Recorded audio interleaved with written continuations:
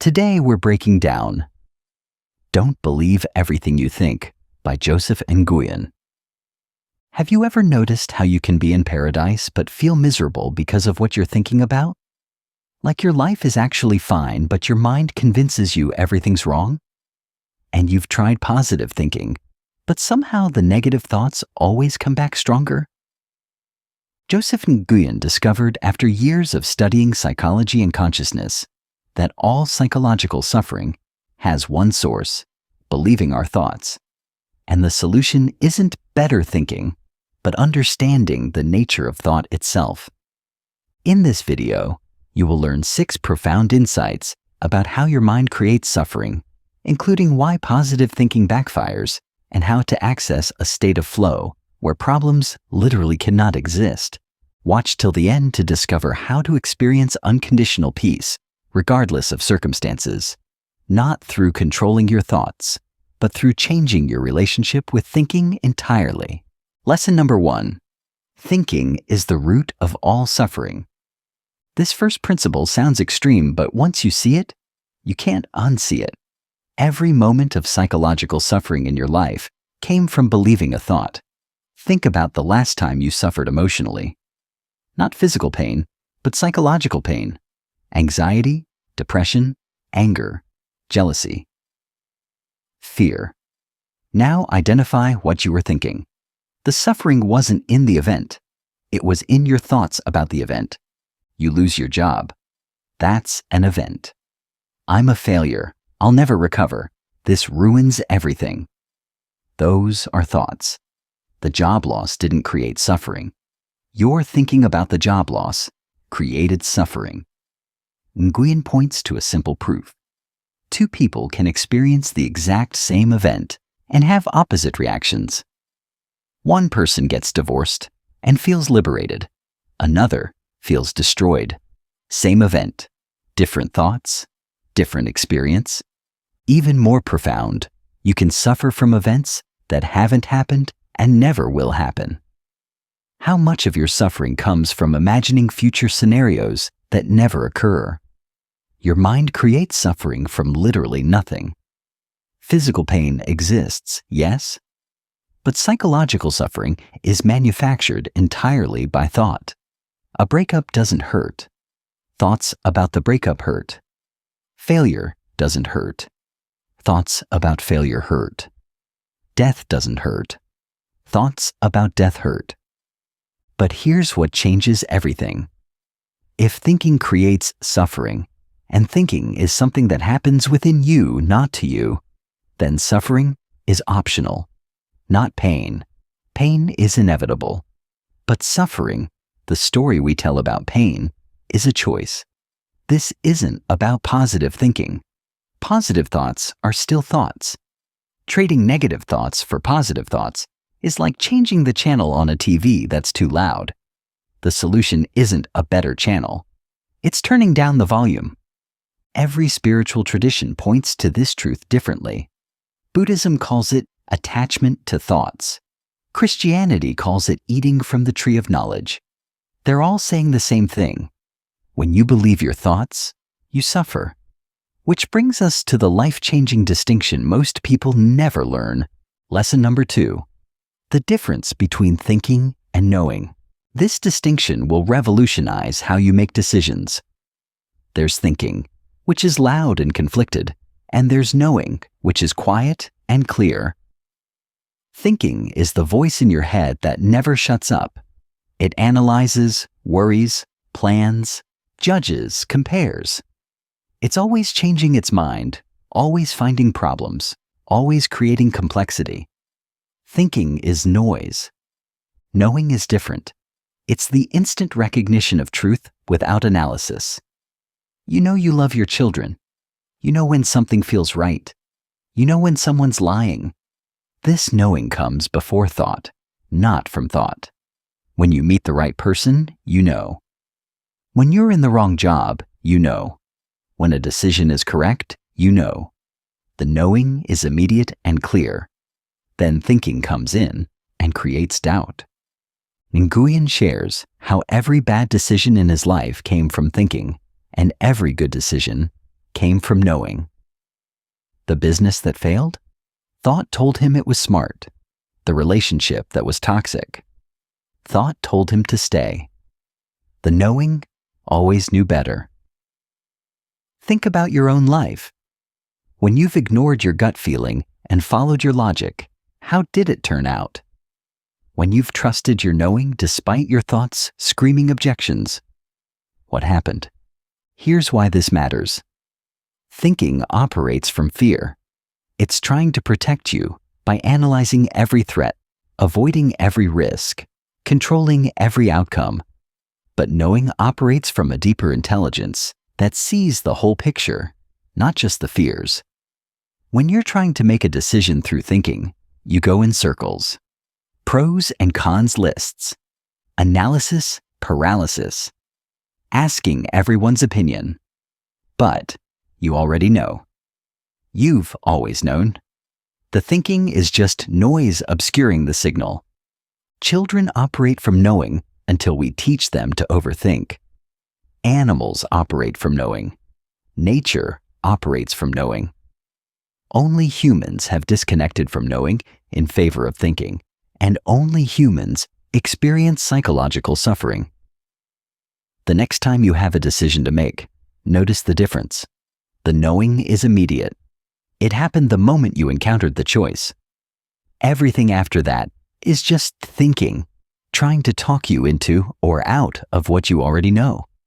Which brings us to why your solutions are your real problems. Lesson number 3. The problem with problem solving. This paradox will free you from endless fixing. The moment you label something as a problem that needs solving, you create the suffering you're trying to escape. When you think, I need to lose weight, you create the problem of being overweight. When you think, I need more money, you create the problem of not having enough. The thought creates the problem, not the circumstance. Nguyen illustrates this brilliantly. Imagine you're sitting in your room and everything is fine. Then you think, this room is too small. Suddenly, you're suffering. The room didn't change. Your thinking created a problem that didn't exist 10 seconds ago. Every problem is just a thought that says, reality should be different than it is. Without that thought, there's just what is. And what is, without the story about how it should be different, is always manageable. This doesn't mean you never take action. But action from a place of, this is wrong and needs fixing, creates resistance and suffering. Action from a place of, this is what is and I'm moving towards something, creates flow and ease. Consider how nature works. A plant doesn't think, I have a problem of being small. It just grows. A river doesn't think, I have a problem of these rocks. It just flows around them. Problems exist only in the human mind. But here's the real insight. When you're constantly solving problems, you're training your brain to find problems. It becomes a problem-seeking machine. Solve one, it finds another. It's like playing whack-a-mole with your thoughts. Endless and exhausting. The alternative isn't ignoring reality. It's seeing reality without the layer of problematic thinking. From this space, you naturally take appropriate action without the drama of problem solving. When you stop seeing problems everywhere, something magical happens. You start seeing opportunities, beauty, perfection in the imperfection. Same circumstances, different lens, completely different experience. Which brings us to the state where suffering literally cannot exist. Lesson number 4. Flow state, where suffering disappears.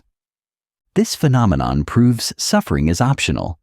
In flow state, psychological suffering is literally impossible because thinking temporarily stops. Flow is when you're so absorbed in an activity that self-consciousness disappears. Athletes call it the zone. Artists call it inspiration.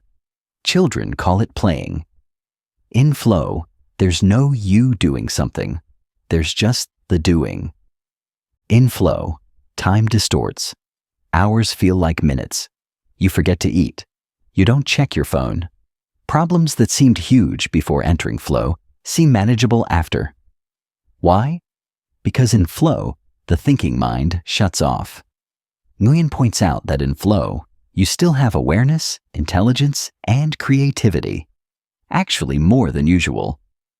What you don't have is the voice in your head, narrating, judging, and creating problems. No thought, no suffering. Think about activities where you experience flow. Playing music, sports, art, coding, gardening, whatever fully absorbs you. In those moments, are you depressed, anxious, angry? No, because those states require thinking, and thinking stops in flow. This proves something profound. You don't need thinking to function brilliantly. In fact, you function better without it. Every peak performance happens in flow, not in thinking. Thinking is what breaks flow.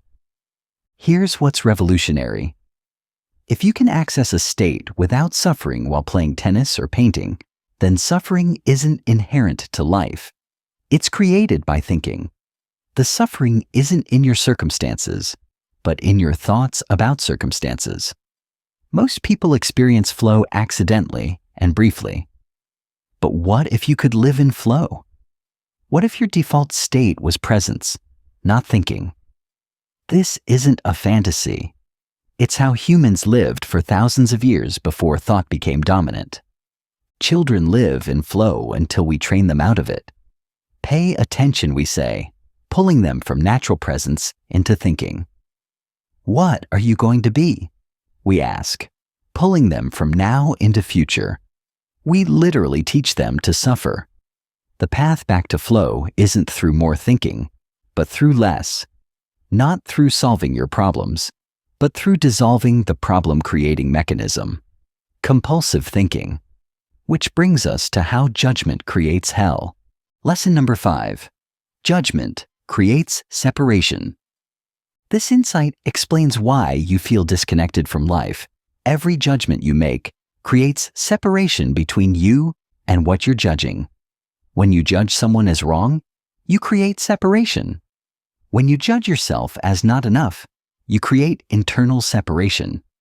When you judge life as unfair, you create separation from life itself. Judgment is the knife that cuts you off from unity. Before thought, there's just what is. Your partner speaks.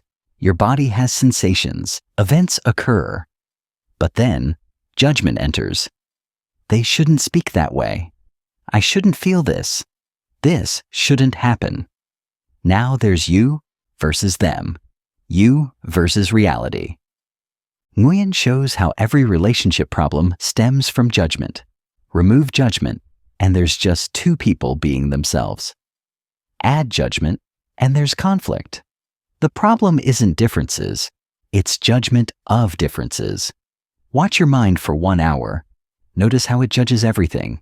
Too hot, too cold, too loud, too quiet, too much, not enough. The judging mind is never satisfied because its job is to judge, not to accept. But here's what we miss.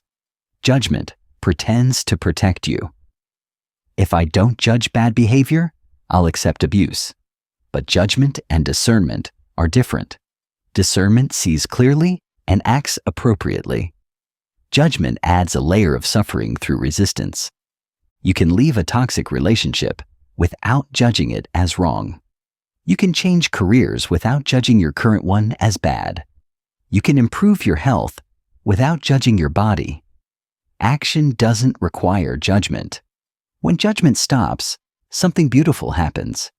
You see people as they are, not as your judgments about them.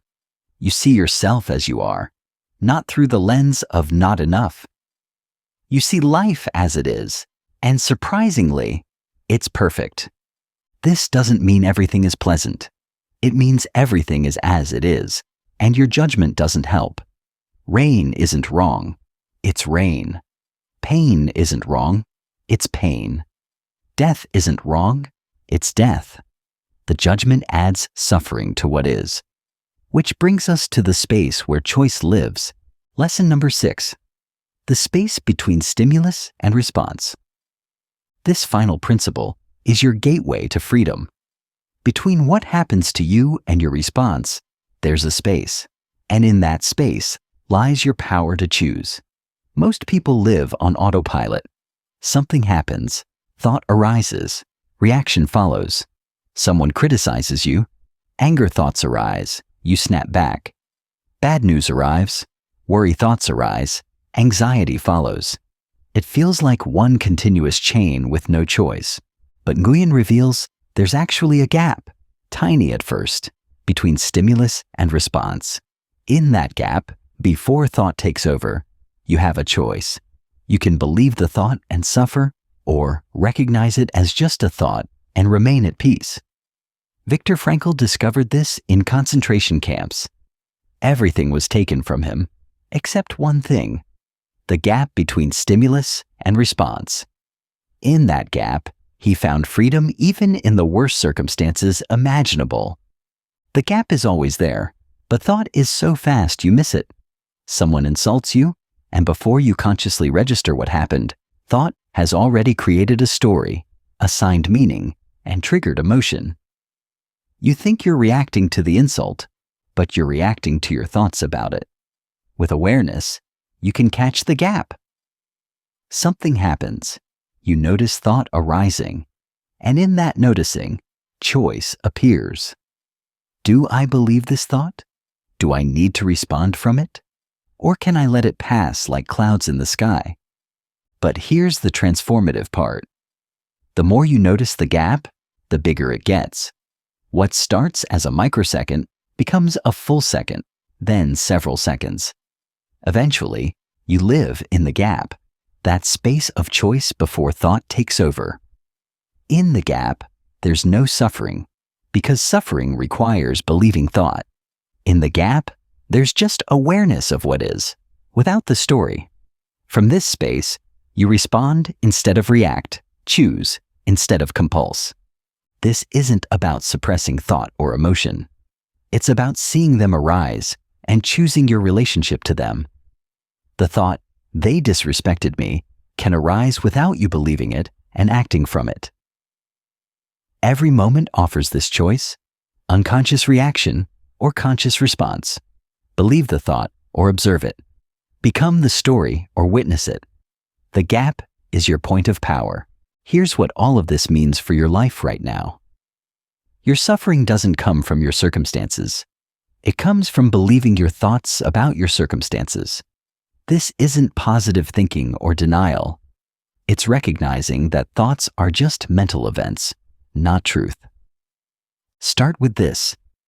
Today, when you catch yourself suffering, pause and identify the thought you're believing.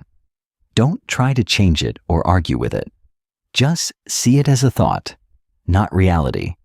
Notice how the suffering loosens when you stop believing the story. Practice finding the gap. When something triggers you, pause before responding. Feel the space between what happened and your reaction. In that space, you have choice. Use it. Because here's what Nguyen revealed. You are not your thoughts. You are the awareness that observes thoughts. And from that awareness, suffering is optional, peace is available, and life is not a problem to solve, but an experience to live. Remember, don't believe everything you think. Most of it isn't even true. If you found this helpful and want to dive even deeper, grab your copy below. For more book summaries packed with actionable takeaways, without the fluff, subscribe, and I'll see you in the next video.